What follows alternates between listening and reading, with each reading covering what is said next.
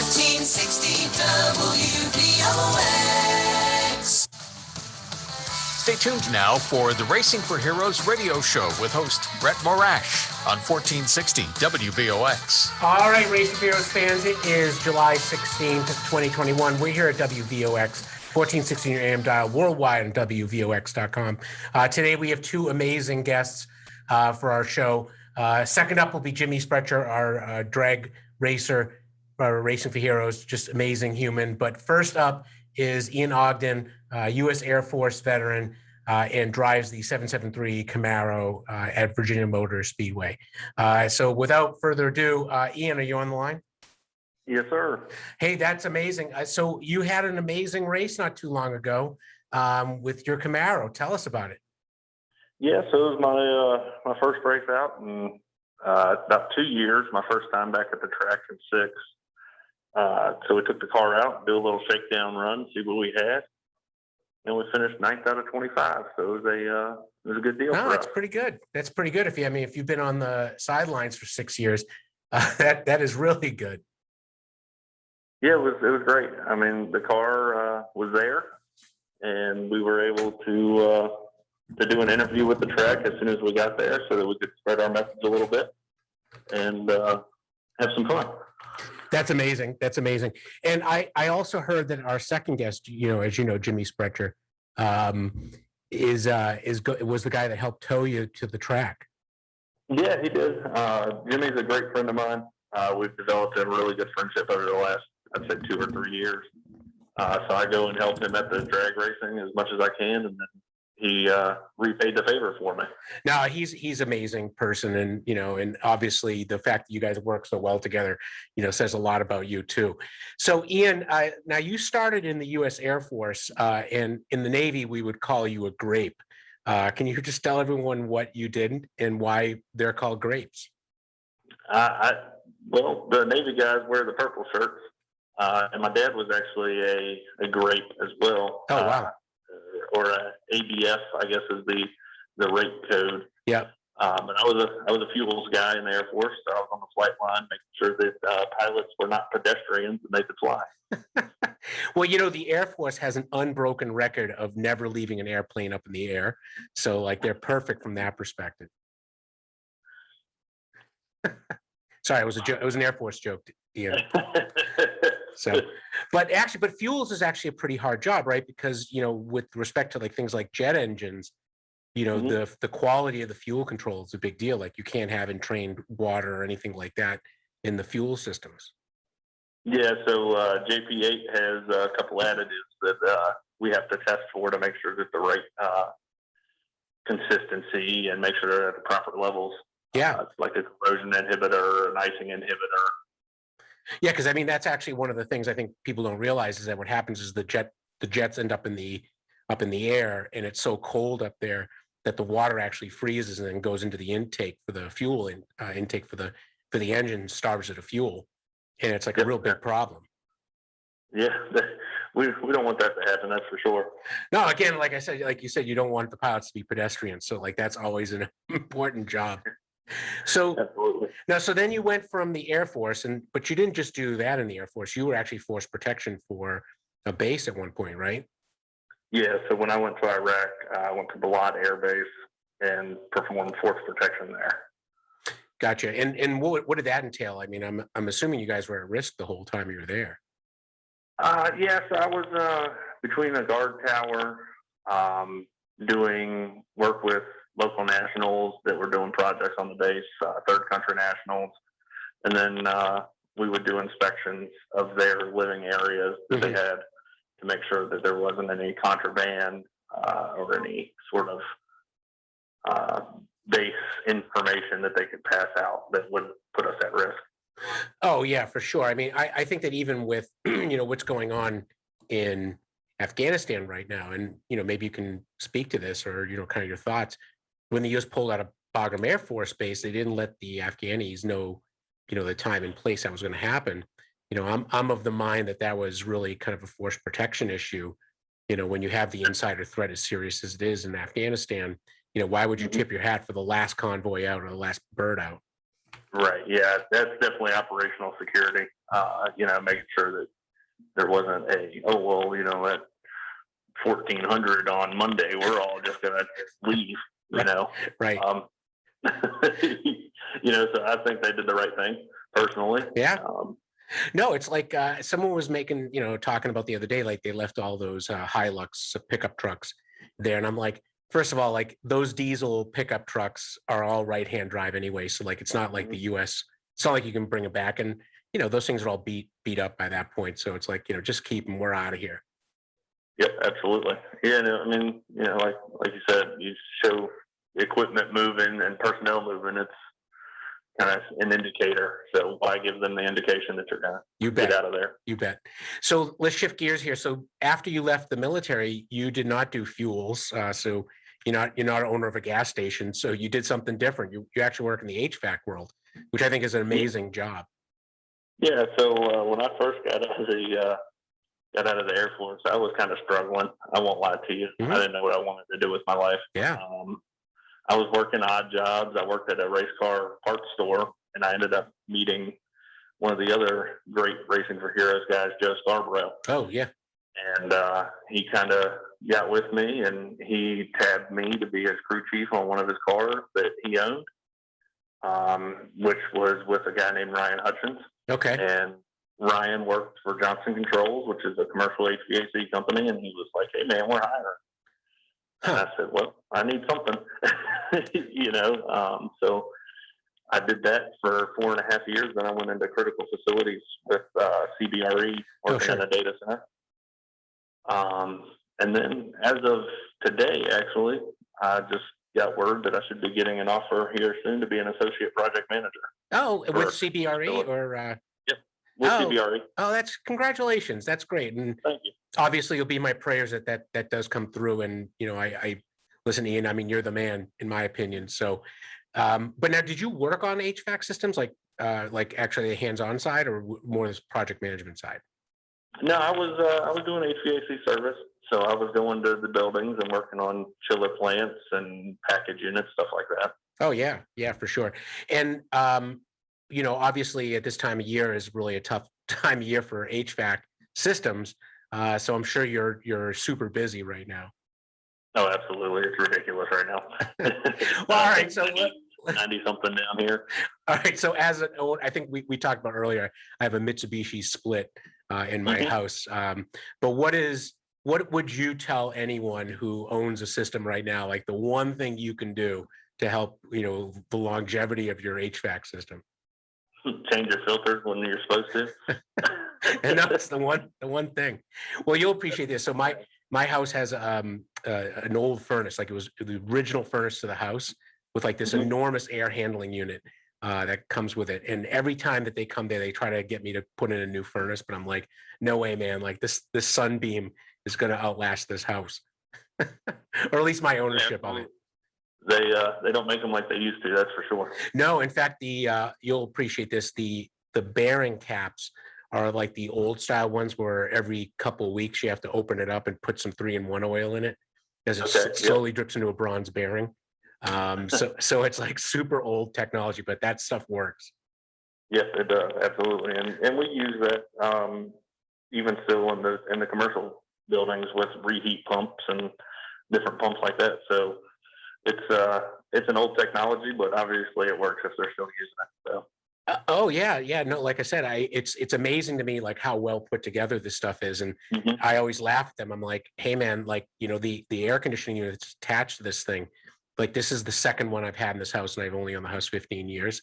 This is the original furnace in this house, and it's jam. In fact, our neighbors had theirs replaced a couple of years ago, and actually ran over there and pulled the bearings off of their old unit and kind of scavenged some parts. So I have like some battle spares up in the attic. That's right. That's always a good point. For sure. For sure.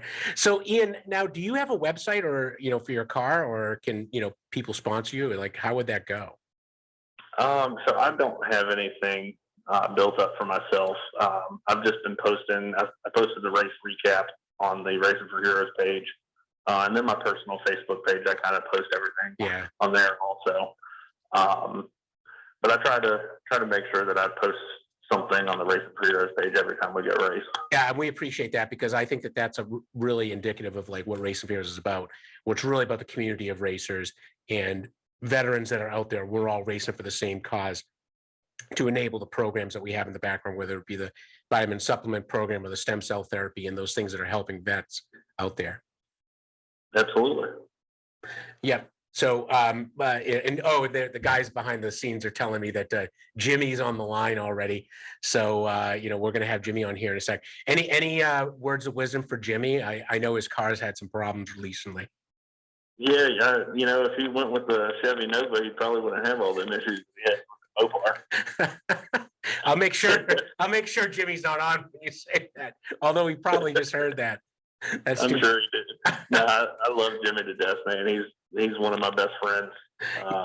We talk at least once a week, if not a couple of times a week. Like I said, I help him out as much as I can. He repaid the favor for me, and I'll forever be appreciative of that. Oh yeah, for sure, Ian. Well, listen, Ian, we're getting ready to have Jimmy kick in here, but listen, thank you for what you do, and we're looking forward to seeing you back out on the track again soon. When is your next race, by the way? We're trying to make tomorrow, actually. Okay. We'll see what happens. I've got a little bit of work to do on the car that I need to get taken care of, but we should be out there tomorrow. Is that at VMS? Is that where you're racing? Yeah. Okay. Yep, that's down at Virginia Motor Speedway. Gotcha. All right. Well, listen, good luck, and we hope to see you come in 9th or above again. Absolutely. All right, and let Jimmy know that he's the fastest man in drag that I know. He is the fastest man in drag. And with that, Jimmy Sprecher, how's it going, my friend? Jimmy, you there? Yes, sir. Oh, the sound engineers. We have the interns on the board today, so they're getting there. They're getting there. They're doing okay. But we all have to start somewhere. So that's right. Well, you Right. remember being young and dumb when you were like a boot camp guy. What was that? I said, you remember being young and dumb when you were a boot camp guy? Absolutely. Still young and some things. That's for sure. So as you heard from our previous guest, your and my friend Ian, he thought that you'd be better off. What's that? I said, if you can call him that. I heard what he said. Well, you're a Mopar guy, so I think that some of our listeners out there may not understand that there is an issue between Mopar guys and everyone else. Yeah, we're the black sheep, and that's okay. Well, because now your car is a Dodge, right? Or is it Plymouth? Yeah, it's Dodge. Dodge. That's what I thought. It was like a 1970 was kind of my recollection. Yes, sir. But there's not a whole lot left of that 1970 besides the shell, is what I was explaining. So, maybe you can explain some, how you go from having, what is in essence a regular car to creating a drag car. There's a lot involved, actually. I mean, it depends on how far you go. Like I said always, you can just take your daily driver and do what we do, or you can, go crazy and stupid like I did. And the only thing left on this thing are the steel quarters and the steel roof. Everything else I've just acquired over the years, aftermarket suspension in the front and the back, and then a roll cage. And of course, you got to have that bigger motor, go faster. Yeah. And that's the trade-off, right? In this car is Mopar. Everything is it's a stock factory block. There's a transmission that came from the factory in Mopar in the days. I mean, you can still somewhat keep it, the original Mopar stuff, but they do have everything you can imagine to make these cars all out like you see on TV. Well, and your car, I mean, you're doing pretty good there. I know you've had some challenges recently with some of the transmission challenges, but at the end of the day, you're taking that horsepower that the engine's turning out and trying to get as much of that as possible to the wheels. Yeah, we are. We're definitely doing something different. Like I said, it's stock engine block, and then a stock housing for the transmission. But other than that, there's a lot of aftermarket stuff in there to make them faster and stronger. Yeah. So what is your engine that you have in your car? It's a 440, a big block Mopar that's been, we put a different size rod in there, a different broke on the crank, which makes the piston go up and down longer, and just makes more cubic inches. It's like a 496. Okay. Actually, it was a 440 from the factory, and the engine man, them geniuses. I don't know how they do it. They just start crunching numbers and come up with a package, and I couldn't be happier with mine for performance count. So I'm gonna tell you that this thing is definitely moving. Oh yeah, for sure. I mean, I had a chance to just sit in the right seat on your car on the track at VIR, and I couldn't believe the acceleration of that thing. And my kids still talk about you taking them just on Ace Drive there out in front of Race of Heroes store front, and having such a good time. Yeah, it's definitely what you can't really fathom it until you get a ride along, and we want to do that with Racing for Heroes down at Roxborough Motorsports Park there in Timberlake, North Carolina. We're going to be doing that once we get this thing straightened out. We've been struggling all year long with this transmission. We've had a lot of knowledgeable people, take a look at this thing and try and figure it out. It's just something small that everybody's just not figuring out yet, but we'll get it there before the end of the season. Yeah, but I think at the end of the day, I mean, when you look at something like that, it's all about tolerances, and it can be, like you said, something very minor that's just overlooked, or it's the way two things interact with each other. By themselves, no big deal, but when they interact with each other, you got problems. Absolutely. When you get up in horsepower and stuff like that, it's that much more critical. Well, and what horsepower is your engine supposed to be able to put out, I guess, before it goes to the transmission? It's above 700. It's above 700. It was 730 on the dyno, and that buddy's dyno's different. So I'm happy. That's a lot. Oh yeah, but what's that translate to on the track though? We're going 6 seconds, low 6 seconds in the 8th mile, probably mid 9 seconds in the quarter mile. Oh, okay, all right, that's pretty good. That's like 100. Like I said, in the 8th mile we'll run around 111, 112, and in the quarter we should be 135. Okay, yeah, that's pretty good. That's pretty awesome. And what about? So let's talk about Roxborough Dragway. That's just literally outside of Roxborough. My recollection was I've been there one time, was to the east of it a little bit, so not too far from Race of Heroes headquarters. Not at all. That's why it's cool to have a drag strip that close to us and sponsor us like they do and help us out in any way they can. And I'm looking forward to get down there again. It's a nice little track, and it's cool, and the atmosphere is awesome, and they're trying to get it to where it needs to be, just like everybody else is after, last year. Oh, yeah. Listen, and listen, everyone's taking a hit, as you know, and, I'm so glad that we have their sponsorship, and, they've been super gracious, I think, to you and to the entire Racing for Heroes family. Yeah, they've been awesome, and looking forward to working with them the rest of this year and racing there. Like I said, getting the Racing for Heroes car out there and representing the best. Now, are there any other cars that are racing for Heroes colors down there, or how many other veterans? We got a lot of guys that fly our stickers that have donated, and we like to give them stickers on there. And we got Tommy Dix, Greg Dix, the Masons. There's a lot of them people support the cause, and they try to get the word out just as much as we do. And I truly appreciate all of them. Yeah, and when is the next race that you're supposed to be shooting for, at least? Oh man, it was going to be next weekend, but they had some things they got to do, and we have some things that we're still trying to work out. So down there, it'll be probably, it looks like August 13th, 14th, and 15th. Hopefully we have the car squared away, and we'll be racing down there at that points races. You gotcha. So about a month away. Do what? About a month from now. So hopefully we'll have you. Yeah, about a month from now. And like I said, we're hoping to have this thing squared away by then and figure out this little gremlin. And man, so many times it's just something so small that just messes it all up. Like I've made that trip from Richmond 2 or 3 times now and gotten down there and made one pass. I'm like, yeah. It's just like I'm Lizzie Musey right now for those people that watch Street Outlaws. I'm so over this. Yeah, well, actually, that's actually, I don't know if you remember, we have actually a problem with street drag racing up here in New York, or, well, it depends if you think it's a problem or not, but the authorities are starting to crack down on that up here. And I think that it's one of those times where I've been talking to Greenberg's city manager, trying to see if maybe Racing for Heroes can set up a way for them to do it legally. Yeah, I mean, that would be an awesome deal, man. Obviously, the safer and more organized you can make something, it is definitely the better and for everybody, the community and the racers. But, like I said, if we can get I mean, I get it. You know, racers, we're not the brightest bunch in a box. We'll do what we got to do to race. But, you know, when you're putting people's lives in danger, that's definitely not a good scenario. And it'd be awesome if we could get something organized like that. Yeah, for sure. And I think it also gives that outlet, though, to people. San Diego had an issue. Gosh, I mean, it was when I was stationed there for a couple of weeks, maybe 25 plus years ago, where they had so many people getting killed in these drag racing, the street, illegal drag racing, that the police department actually got involved and created drag days once a month at where the park is where the Phillies used to play. Not the one in downtown, but the one on the outskirts.